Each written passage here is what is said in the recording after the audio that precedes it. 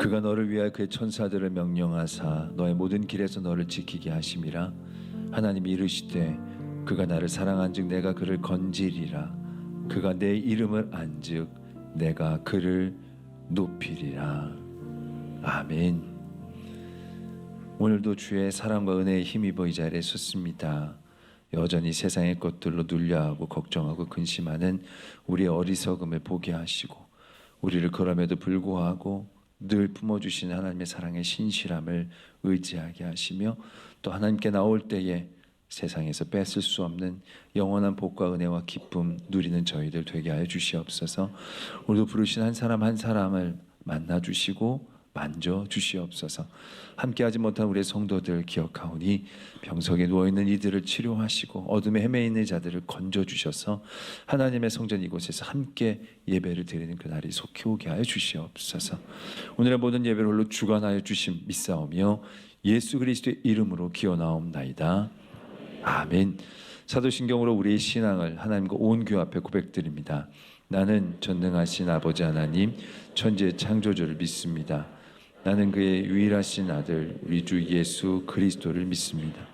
그는 성령으로 잉태되어 동정녀 마리아에게서 나시고 본디오 빌라도에게 고난을 받아 십자가에 못 박혀 죽으시고 장사된 지 사흘 만에 죽은 자 가운데서 다시 살아나셨으며 하늘에 오르시어 전능하신 아버지 하나님 우편에 앉아 계시다가 거기로부터 살아있는 자와 죽은 자를 심판하러 오십니다. 나는 성령을 믿으며 거룩한 공교회와 성도의 교제와 죄를 용서받는 것과 몸의 부활과 영생을 믿습니다. 아멘.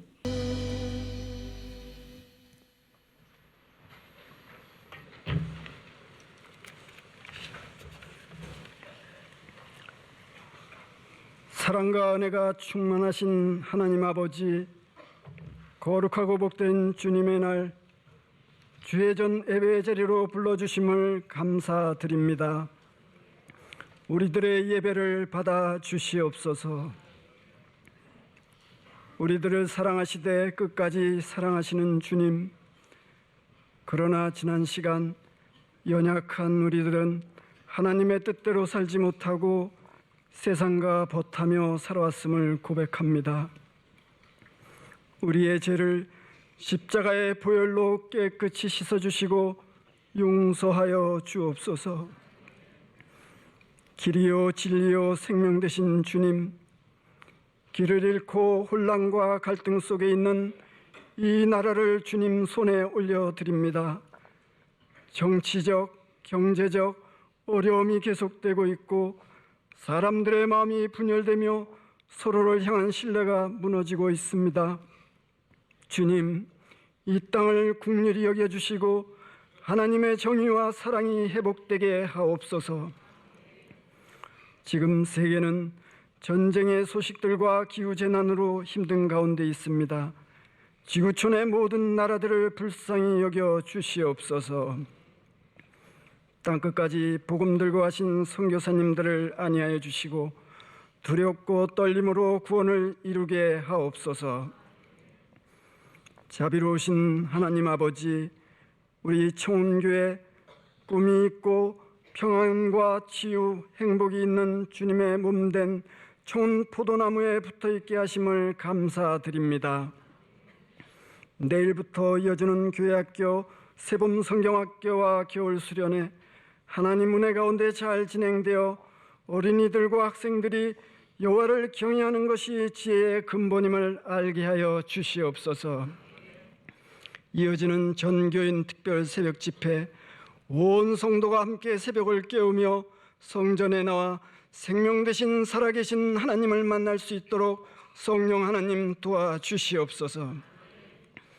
이 시간 생명의 말씀 전하실 우리 담임 목사님, 하나님 권능의 손으로 붙드시고 성령으로 충만케 하사 말씀을 듣는 우리 성도들의 영과 육이 강건해지는 놀라운 은혜의 시간 되기를 간구합니다. 우리 청운교회 허락하신 교육관 성전이 다음 세대를 위한 축복의 땅이 되게 하시고 그곳에서 하나님을 높이고 전심으로 예배하는 처소가 건축되게 하옵소서. 수고하시는 건축위원들과 오늘의 예배를 돕는 재직들에게 주님의 크신 능력으로 감당케 하시고 헌신을 통해 기쁨이 충만케 하옵소서. 이 모든 말씀 우리를 죄에서 구원해 주신 예수 그리스도의 이름으로 기도드리며 지금은 주님 가르쳐 주신 기도를 함께 드립니다. 하늘에 계신 우리 아버지, 아버지의 이름을 거룩하게 하시며 아버지의 나라가 오게 하시며 아버지의 뜻이 하늘에서와 같이 땅에서도 이루어지게 하소서. 오늘 우리에게 일용할 양식을 주시고 우리가 우리에게 잘못한 사람을 용서해 준 것 같이 우리 죄를 용서해 주시고 우리를 시험에 빠지지 않게 하시고 악에서 구하소서. 나라와 권능과 영광이 영원히 아버지의 것입니다. 아멘.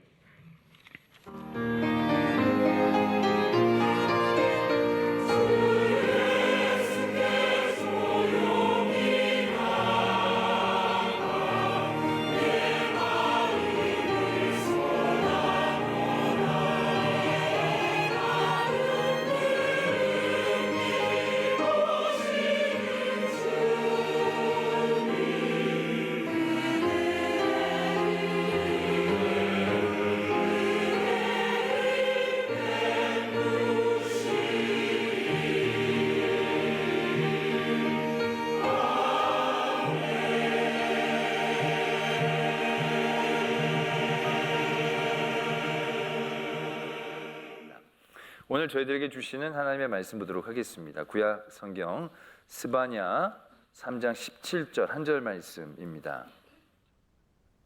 저희가 가진 구약 성경 1309면에 있는 스바냐 3장 17절의 말씀, 제가 스바냐 3장 17절의 말씀 봉독드리겠습니다. 너희 하나님 여호와가 너희 가운데에 계시니 그는 구원을 베푸실 전능자이시라. 그가 너로 말미암아 기쁨을 이기지 못하시며 너를 잠잠히 사랑하시며 너로 말미암아 즐거이 부르며 기뻐하시리라 하리라. 아멘. 하나님의 말씀입니다. 이 시간 할렐루야 찬양대가 하나님께 찬양으로 영광을 돌리겠습니다.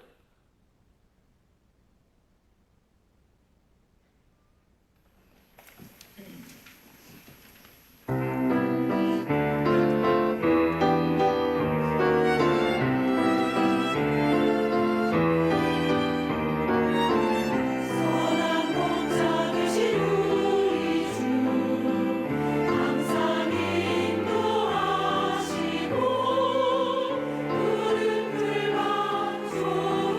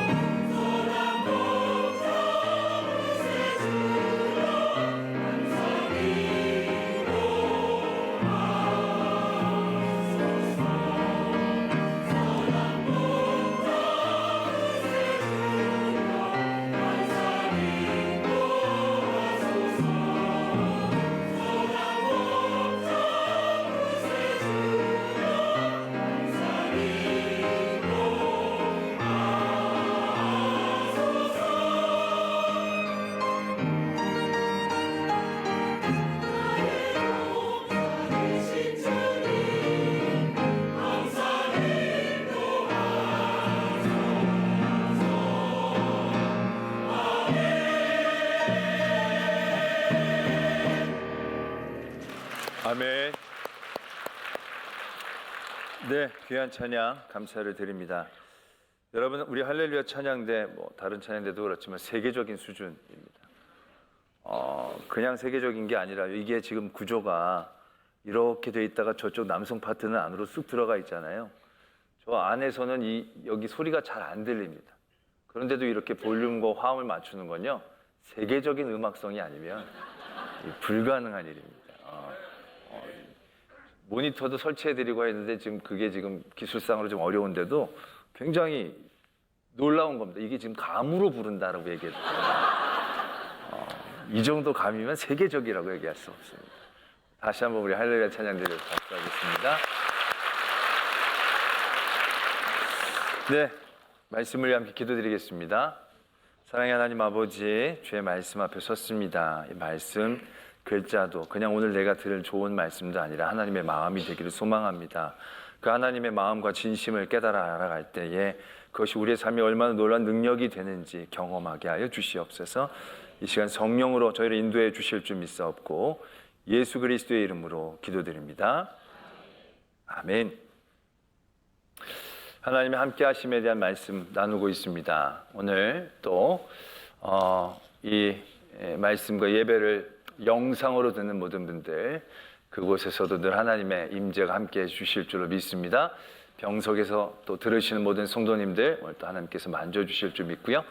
또 타지에서, 외국에서 저희 교회를 그리워하면서 예배 함께 하신 모든 분들에게도 동일한 은혜 있을 줄로 믿습니다.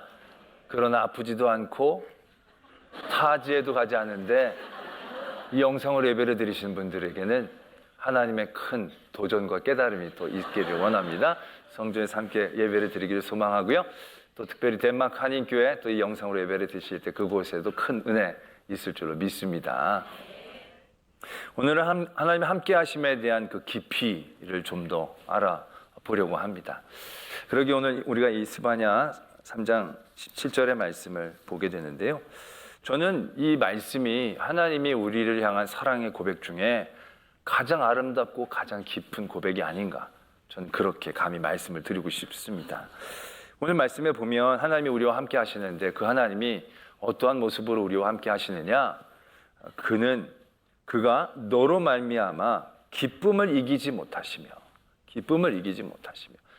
이게 정말 우리나라 번역을 너무너무 잘하게 하신 것 같아요. 성령님이 그냥 이거는 내가 너 사랑해, 내가 너 좋아해, 이런 단순한 고백의 차원을 뛰어넘는 겁니다.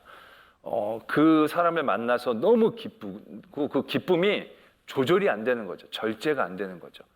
여러분들 그런 모습들을 이제 떠올려 볼 수 있지 않습니까? 좀 흔하게 볼 수 있는 것들이, 이제 연예인 좋아하는 분들이 가다가 그 연예인을 만나면 어떻게 됩니까? 막 어머머머머 막 이러면서 막 그냥 연예인이다 이게 안 되잖아요. 막 너무 기쁘니까 막 어머머 막 말문이 막히고 슬픈 상황도 아닌데 막 눈물이 엉엉 울고, 자기가 나이가 10살 많은데 오빠 막 이러면서 뭔가 사리 분별력을 상실하고 뭐 그런 모습들을 우리가 보지 않습니까? 이게 너무 기쁘니까 그 기쁨을 이기지 못하는 거예요. 그 모든 상황과 환경들을 뛰어넘어서 막 그 절제가 안 되는 그런 모습. 근데 하나님이 우리를 사랑하시는 모습이 그런 모습이라고 얘기하고 계시는 거예요. 하나님이 그냥 하나님이 사랑해 뭐 이런 게 아니라는 거죠. 하나님이 우리를 너무 사랑하셔서 우리를 만나는 그 기쁨을 이기지 못하실 정도로 하나님 그렇게 우리를 기뻐하신다 라고 고백하고 계신다는 얘기죠. 또 잠잠히 사랑하신다. 이 갑자기 막 기뻐하시다가 잠잠히 사랑하신다는 게 뭔가, 이 잠잠이라는 게 뭐 조용히 사랑하는 것을 의미하는 게 아니고요. 이건 그 조용하다라는 것보다는 다른 여러 가지의 상황에 영향을 받지 않는 사랑, 그런 사랑의 모습을 의미하는 거예요. 그래서 대부분 세상에서 사랑이 있으면 그 반응에 따라서 많이 바뀌게 되잖아요. 내가 누구가 너무 좋아서 10만 원짜리 선물을 막 했는데 그 사람은 나한테 선물을 주는데 10,000원짜리 선물을 해. 그럼 여러분 이 뭐지? 처음엔 그랬겠죠. 근데 또 10만 원짜리인데 이번엔 나한테 5,000원짜리 선물을 해. 반응이 그 정도로 오면 여러분도 어떻게 되겠습니까? 그 다음에도 10만 원짜리 하기 쉽지 않은 거야. 역시 내가 무슨 호구도 아니고 이거 아니지. 그러면서 사랑이 영향을 받기 시작한다는 거죠. 그런데 하나님의 사랑은 그런 사랑이 아니라는 거예요. 잠잠히 우리를 사랑하신다는 거예요. 하나님이 우리에게 100만 원짜리 선물을 주셨는데 솔직히 우리 하나님께 10원짜리라도 제대로 해드리지 못하잖아요. 그렇다고 하나님이 난 너를 이렇게까지 사랑했는데 너희들은 나를 이만큼밖에 생각 안 하느냐, 그러면서 우리를 향한 하나님의 사랑을 줄여가시거나 사랑을 번복하는 그런 종류의 사랑이 아니라는 거예요. 우리가 어떻게 나오든 우리가 어떻게 반응하든 그런 모든 상황과 환경 가운데 영향을 받지 않고 하나님은 우리를 향한 자기의 사랑 그대로를 가지고 묵묵히 잠잠히 우리를 사랑하신다 라고 우리를 향한 사랑을 표현하시는 거예요. 그래서 다시금 그 사랑은 하나님으로 말미암아 즐거이 부르게 하신다는 거예요. 우리가 찬양은 우리가 주로 하는 건데 우리가 하나님을 찬양할 때 그런 감격과 마음들 있잖아요. 그런 경외감들. 근데 하나님도 우리를 사랑하시는데 우리를 그렇게 귀하게 여겨주시면서 우리를 통하여 기뻐하시면서 부르신다는 거예요. 이게 얼마나 이게 하나님이 우리를 향한 사랑을 어떻게 이렇게 표현해 주셨을까 황송할 정도의 그러한 말씀이 된다는 것이죠. 어떤 주석에 보니까 이 사랑을 우리가 더 잘 이해하기 위해서 이렇게 풀어서 적고 있더라고요.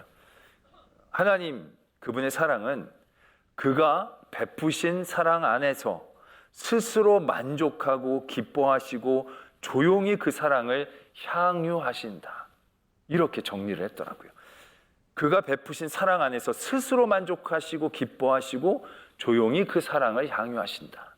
여러분 이 정리가 얼마나 우리에게 복음인가 우리 다시 한번 곱씹어봐야 합니다. 그냥 듣기 좋게 표현한 게 아니라요. 이거 정말 생각하면 생각할수록 하나님이 우리를 향한 사랑이 이러하시구나. 그 깊이를 알 수 있는 그런 표현이다라는 것을 깨닫게 되어진다는 것이죠.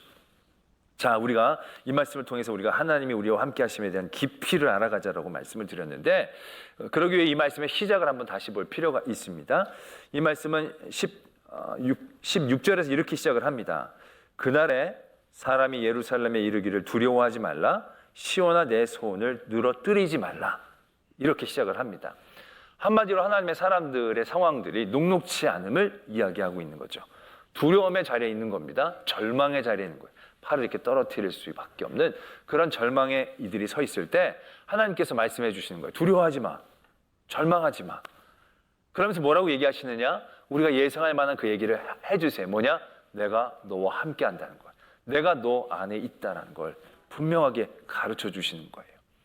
여러분 힘들고 어려울 때 누군가가 하나님이 아니더라도 누군가가 내가 함께 해줄게, 내가 네 편에 있어줄게 라는 말은 얼마나 큰 위로가 되겠습니까?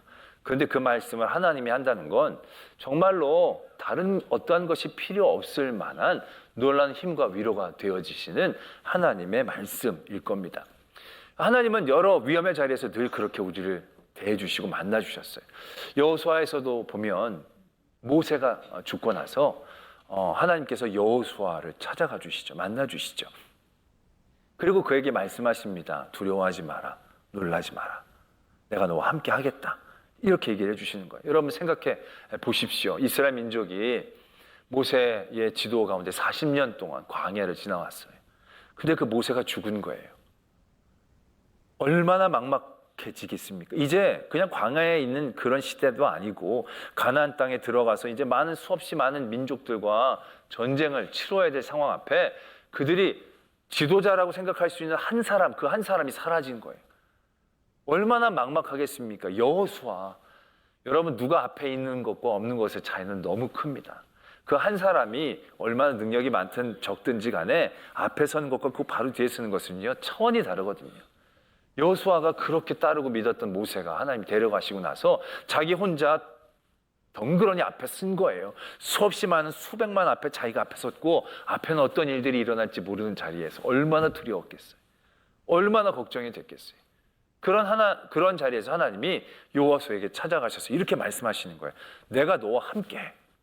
그러니까 두려워하지 마. 힘이 나겠죠. 용기가 나겠죠.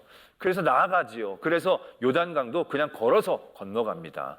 강물이 있었지만 제사장의 첫발이 닿을 때 강물이 확 줄고 모든 백성들이 그 강을 그냥 걸어서 넘어간 거예요. 홍해 건너가듯이. 얼마나 놀라운 은혜가 그들에게 있었겠습니까? 그 다음에 여리고성의 전투.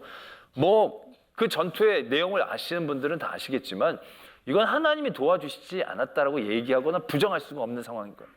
소리쳤더니 뭐 성벽이 무너지고 그냥 죽기만 한 거예요. 이게 하나님이 함께 하심의 은혜가 이거구나. 하나님이 함께 하시면 우리가 이렇게 담대해질 수 있구나. 다 그렇게 느낄 수 있는 대목인 거죠.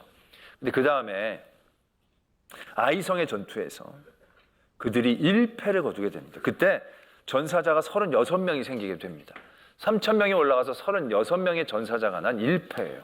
여러분, 이 패배는 어떻게 보면 심각한 패배라고 볼 수는 없어요. 뭐 수천 명이 죽은 것도 아니고 본진이 패배를 한 것도 아니에요. 그냥 공격을 했다가 36명이 죽은 거예요. 그럼 여러분들 어떻습니까? 다시금 전열을 가다듬고 다시금 도전해 볼 만한 충분한 상황인 거예요. 충분한 여력이 있어요. 그런데 그 상황에서 여호수아와 이스라엘 백성들이 어떻게 그 상황을 받아들였느냐 하면 말씀이 그렇게 적혀져 있어요. 백성의 마음이 녹아서 물같이 됐다는 거예요. 그냥 고작 1패를 했을 뿐인데 그 1패에 나라를 잃은 듯하게 절망하고 있다는 거예요. 이스라엘 민족이. 마음이 녹아서 뭔가 힘을 가지고 세울 만한 여지가 없었다는 거예요. 여호수아도 이렇게 하나님 앞에 부르짖습니다. 슬프도소이다 주 여호와여, 어찌하여 이 백성을 인도하여 요단을 건너게 하시고 우리를 아모리 사람의 손에 넘겨 멸망시키려고 하셨나이까.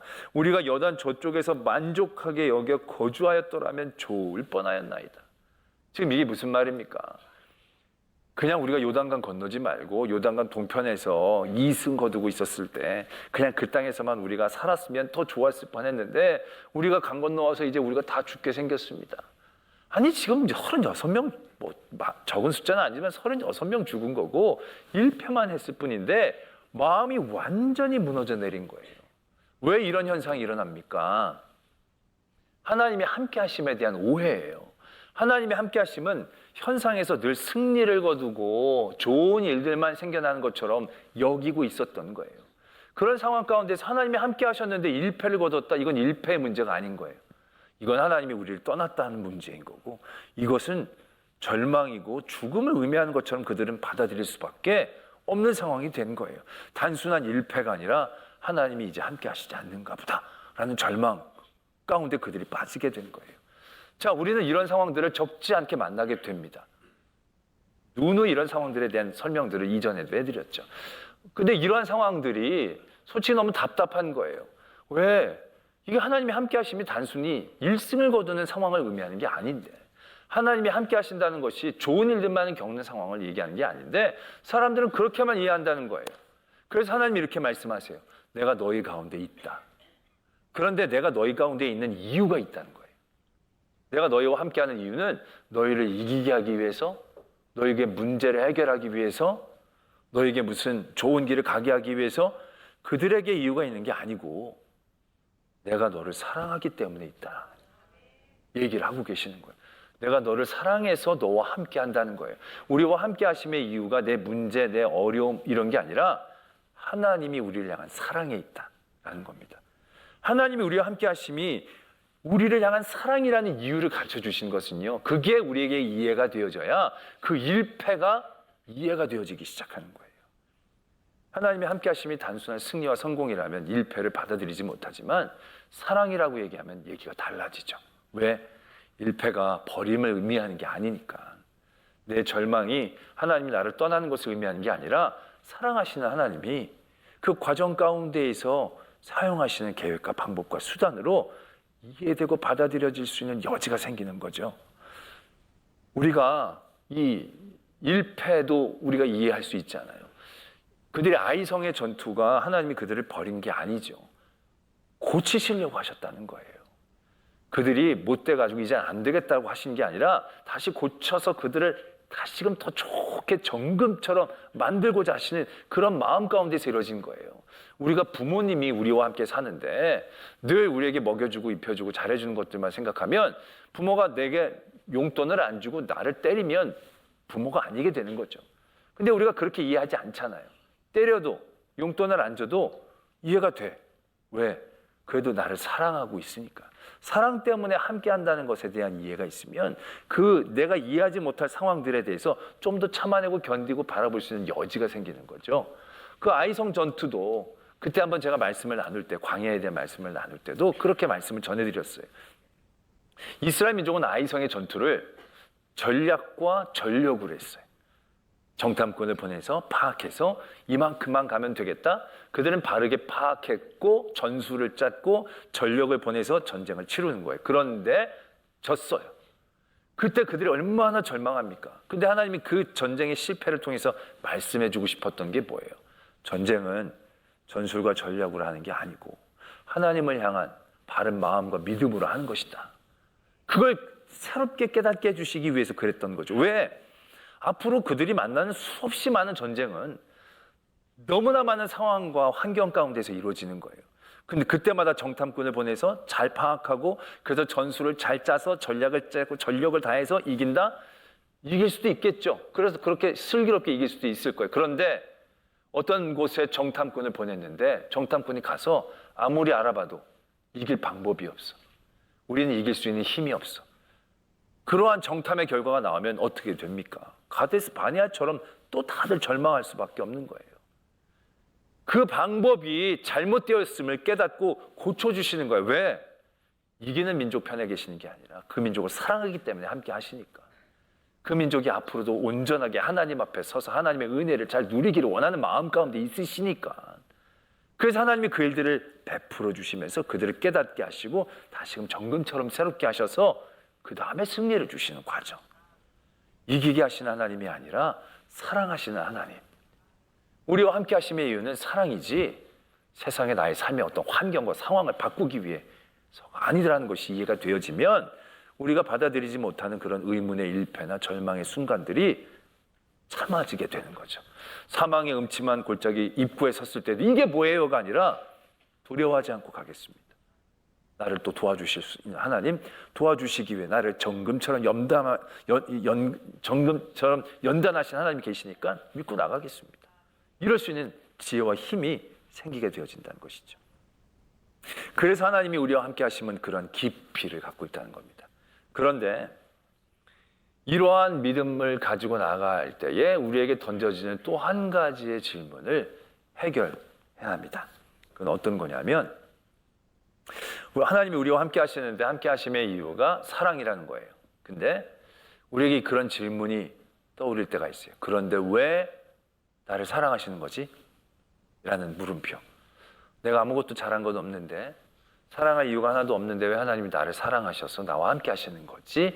라는 물음표가 던져질 때 그 물음표를 해결해야 한다는 것이죠. 제가 어떤 짧은 영상을 봤는데 이제 꽁트 같은 겁니다. 그 영상에서 한 형제가 카페에서 공부를 막 하고 있었어요. 막 공부를 하고 있다가 고개를 딱 들어봤더니 맞은편에 한 참한 자매가 패시시 웃으면서 자기를 이렇게 쳐다보는 거예요.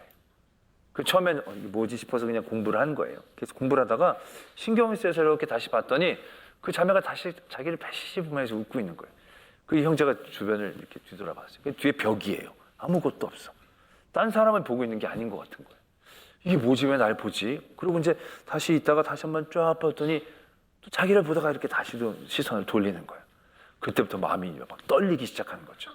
그래서 핸드폰을 꺼내가지고 친구들에게 문자를 보냅니다. 야, 내가 지금 공부를 하는데 어떤 자매가 나를 지금 쳐다보고 있어. 어떻게 하면 좋아? 이제 이렇게 어떻게 해야 돼? 이제 문자를 올렸어요. 그랬더니 한 친구가 답장을 보냅니다. 야, 그 그린라이트야. 좋은 신호야. 가서 말을 걸어봐. 너 안 걸으면 너 진짜 답답한 거야. 가서 뭐라고 말을 좀 해봐. 그래? 말하면 돼? 그럼 이건 좋은 신호야. 가서 말을 해. 그런 얘기를 듣고 이제 용기를 갖고 진정을 시키고 말을 붙이려고 딱 가는 순간 다른 친구가 문자를 보낸 거예요. 뭐라고 문자를 보냈냐면 이뻐? 보낸 거예요. 이뻐? 자매가 이쁘냐고 문자를 보낸 거예요. 다시 이렇게 보니까 이쁜 거예요. 너무 이쁜 거예요. 이뻐. 정말 이뻐. 참 이뻐. 그렇게 보냈더니 이 친구가 안 돼. 가지 마. 그러는 거죠. 왜? 이쁘다며. 근데 왜 가지 마? 너 잘생겼어? 친구한테 묻는 거죠. 아니. 그때. 그러니까 가지 마. 이렇게 얘기를 하는 거예요. 그럼 친구가 얘기하는 거예요. 야, 이쁜 여자가 잘생기지도 않는 널 보면서 왜 웃어? 너의 진가는 단번에 알아볼 수가 없어. 너는 2년, 3년 같이 있어봐야 아는 스타일이지 단번에 호감을 줄 수 있는 스타일이 아니야. 그럼에도 불구하고 이쁜 여자가 널 보면서 관심을 갖는다? 그건 다단계 아니면 사입이야. 그렇게 설득을 한 거예요. 그러니까 그 친구가 납득을 하는 거야. 아, 그럴 수 있겠다. 그러면서 진정을 이제 하는 그런 대목을 제가 봤습니다. 이게 세상이죠. 이게 세상인 겁니다. 사랑의 이유가 없으면 수상하지 않습니까? 아니 정말로 별로 잘생기지 않은 사람을 그 예쁜 자매가 보면서 처음에 뭐 매력, 사랑의 이유가 있어야 그렇게 보는데 아무런 이유가 없는데 쳐다본다? 그건 호감이 아니라 목적이 있는 거겠죠. 무슨 장기의 목적이 있다거나 장판을 판다거나 뭐 아니면 도를 아십니까를 얘기한다거나 뭐 그런 목적이 있지 않고서야 이유가 없는데 이렇게 살아보면 이럴 수 세상은 그걸 이해를 못하는 거죠.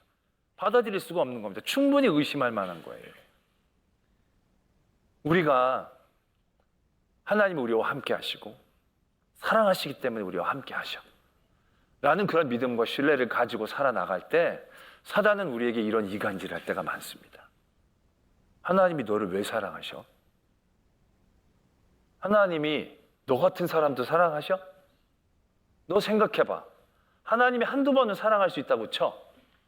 근데 네가 하나님을 얼마나 많이 떠났고 얼마나 많이 배신했고 하나님 생각하지 않고 네 멋대로 산 시간과 순간들이 얼마나 많은데 그럼에도 불구하고 네가 사랑스럽다라고 생각해?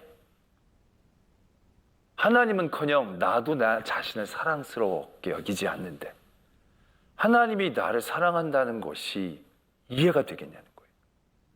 내게 사랑한 이유를 찾으려고 할 때 하나님의 사랑이 이해가 되겠냐는 거예요. 그 물음표를 해결하지 못할 때를 분명히 만난다는 거죠. 근데 하나님이 오늘 이렇게 말씀하시는 거예요. 내가 너로 말미암아 기쁨을 이기지 못하고 너를 잠잠히 사랑한다라는 거죠. 아까도 말씀을 드렸지만 이것은 무엇을 의미하느냐? 하나님이 우리를 사랑하는데 우리에게 사랑의 이유가 있지 않다는 거예요. 하나님이 우리를 사랑하시는데 우리의 반응과 우리의 행동이 우리를 향한 하나님의 사랑을 지우지 못한다는 거예요. 끊어내지 못한다는 거예요. 어떤 환난이나 적신이나 기근이나 유혹이나 핍박이나 우리의 죄악도 우리의 더러움도 하나님이 우리를 향한 사랑을 끊지를 못해내요. 왜? 하나님이 우리를 사랑하는 사랑은 우리에게 이유가 있었던 게 아니니까. 이 땅에서의 그런 비슷한 사랑을 우리는 부모의 사랑으로 떠올려 볼 수 있어요. 부모님이 사랑할 때 사랑이 어때요? 자녀에게 사랑의 이유가 특별히 있나요? 아니요, 그렇지 않아요.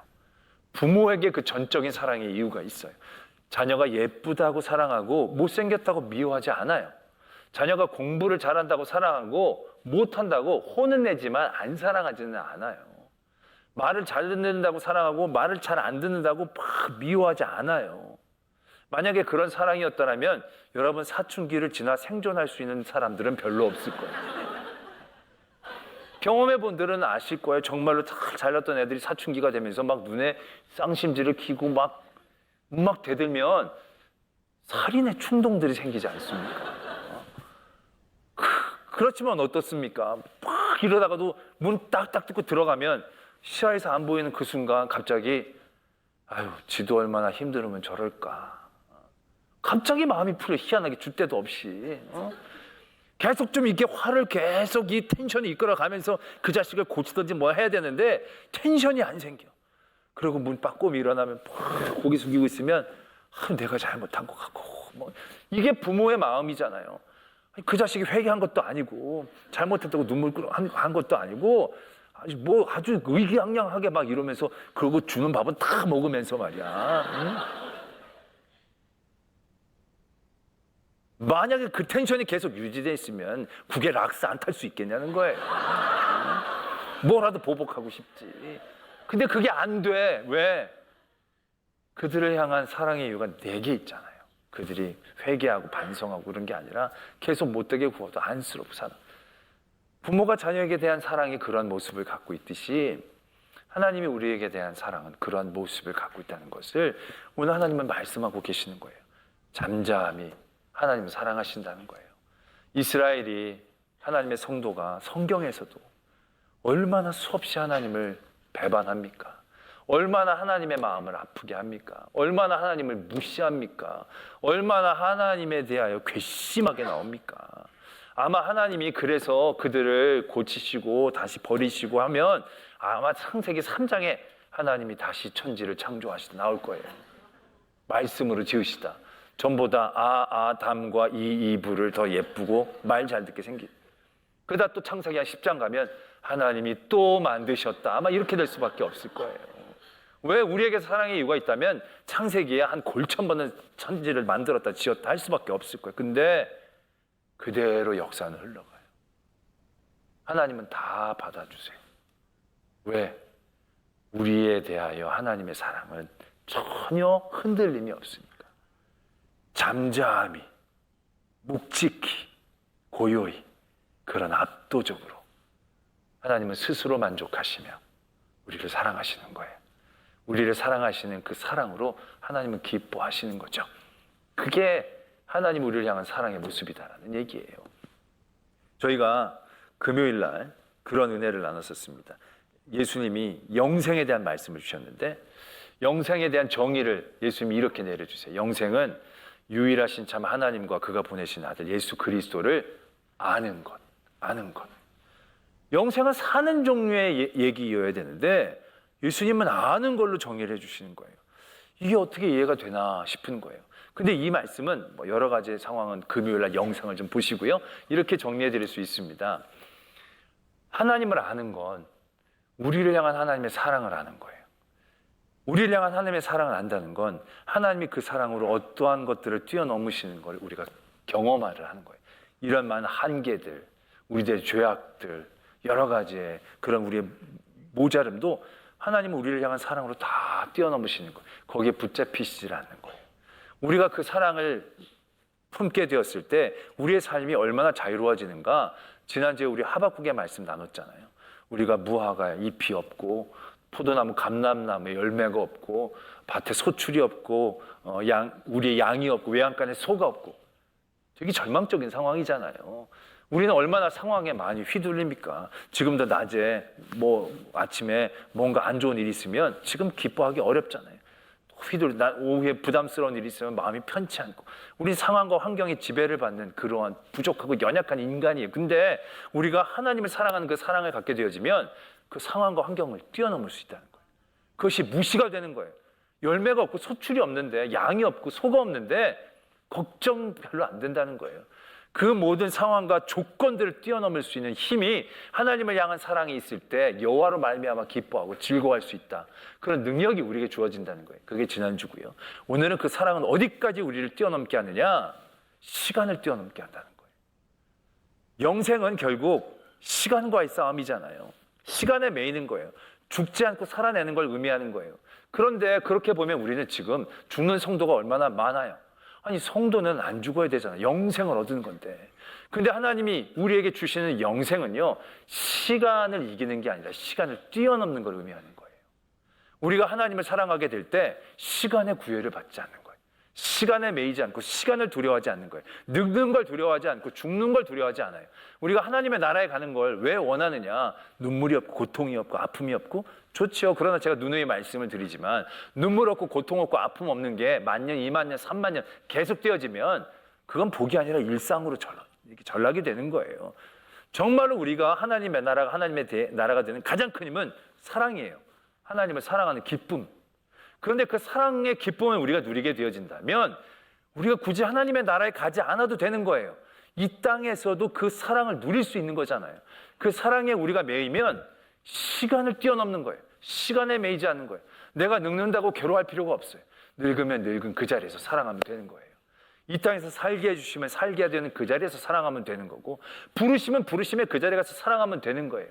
이 세상에 나를 두려웠게 하는 모든 제약과 조건들, 환경들, 하나님을 사랑하는 그 사랑, 하나님의 사랑이 그 모든 것들을 뛰어넘었듯이 그 사랑이 우리 안에 있으면, 하나님이 우리와 함께 하심에 대한 사랑이 우리 안에 있으면 그 모든 것들을 뛰어넘을 수 있는 능력이, 지혜가, 거기에 매이지 않고 늘 기뻐하고 즐거워할 수 있는 힘이 우리에게 있어지게 된다는 것을 오늘 우리에게 가르쳐주고 계신다라는 것입니다.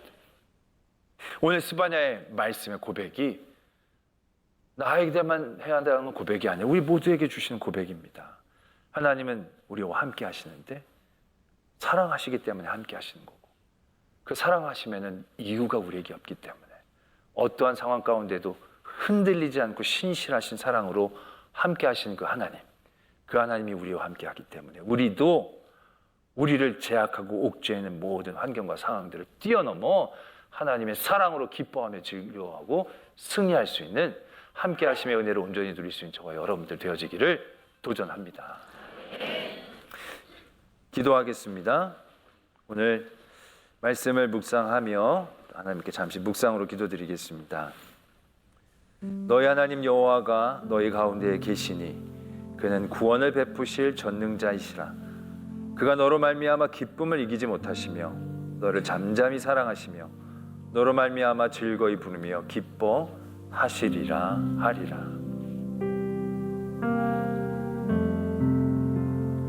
아버지 하나님,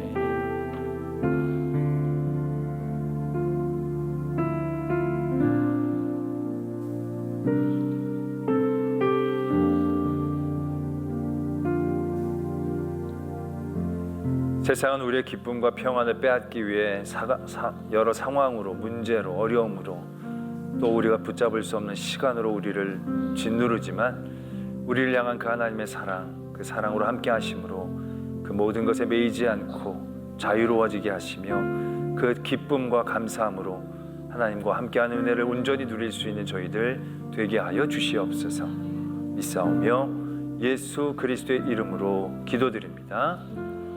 아멘.